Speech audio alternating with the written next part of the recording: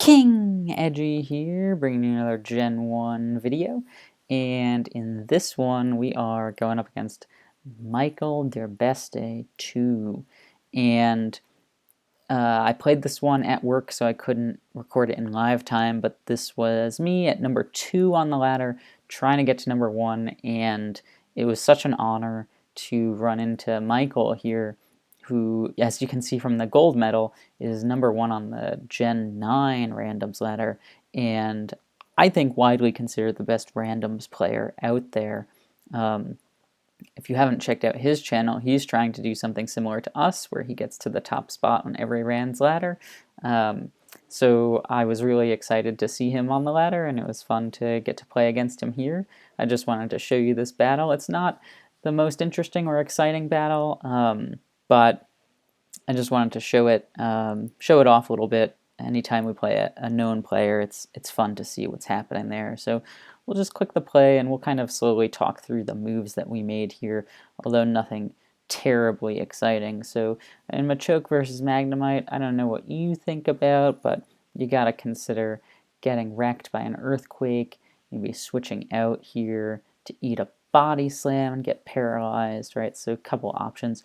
You could just go for the Thunderbolt. It probably two-shots the Machoke, right? So a lot of different options that we've got here. What we decided to do was to switch out to Tangela, which always handles Machoke well. Even a body slam doesn't do a ton. And then we can strike back and put something to sleep. So that's our goal here. And he switches out to Charmeleon, who gets put to sleep here.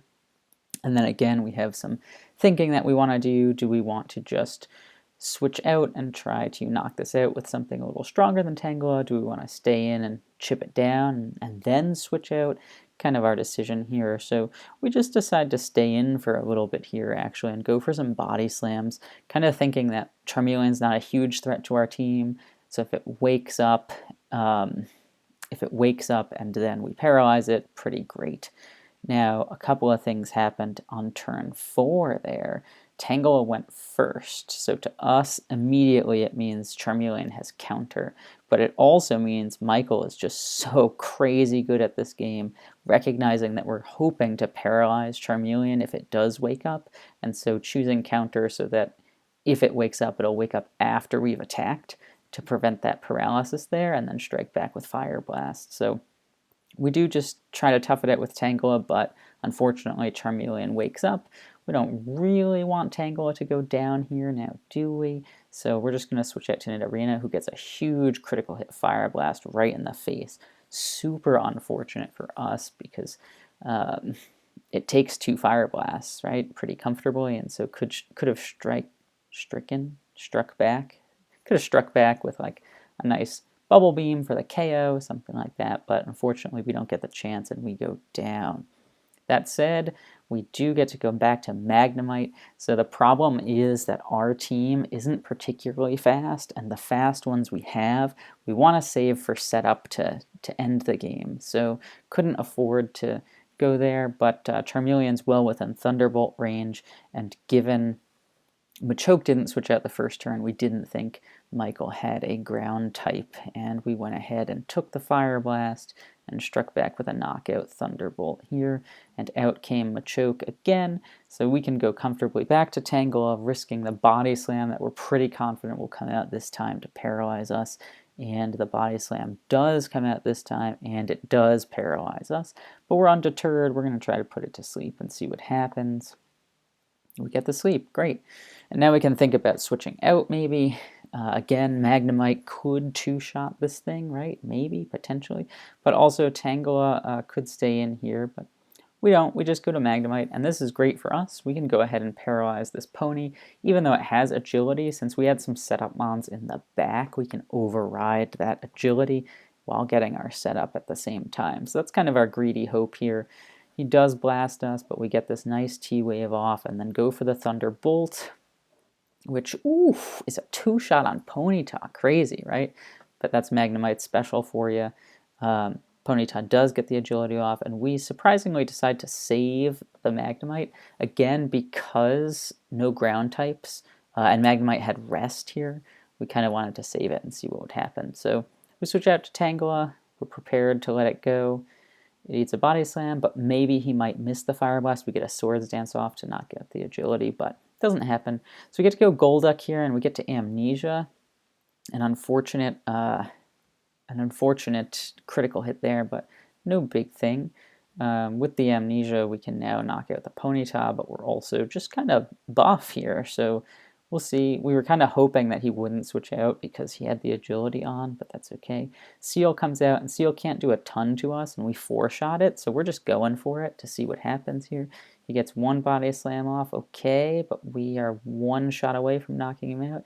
Gets a 2nd body slam off, and ooh, we skirt around the para, and we do get the rest off. So not bad, not bad. We're just gonna try to wake up here, and then go ahead and knock him out with a little bit more health than we started with, and we succeed. Let's go, let's go, let's go. Out comes the Lax. We go ahead and do 60% with this Surf. He gets a body slam and, ooh, gets the para. Otherwise, it was looking like GG's maybe.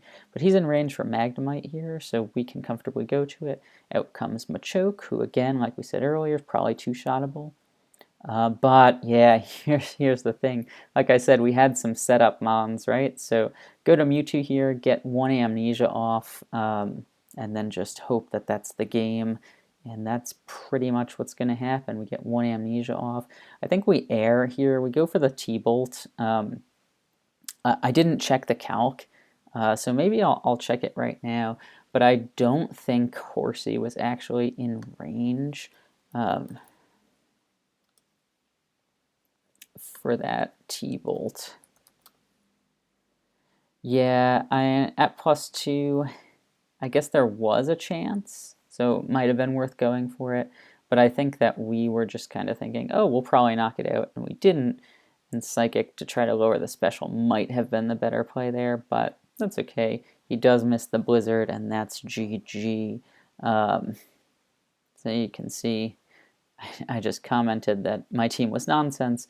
We got to that 1691, which at the time was #1 on the ladder. I actually don't know where the ladder has changed since then. I don't know if we're still #1. Let's check it out and see. Ooh, so many formats with ladders. Whoop. Nice little loading. And no, so Michael has overtaken us since then. Amazing. But really fun. Always great to play against such a good player. I thought the decision to go for counter there was like kind of incredible, but otherwise my team was just way better than his, so we got really lucky with the matchup there, and just played okay. Yeah, played solid, but got the good matchup. So I just wanted to show off a little bit that we got to play Michael. It's a rare treat, and I hope we can play more formally sometime soon. So anyway, thanks so much for watching, and I'll see you in the next video.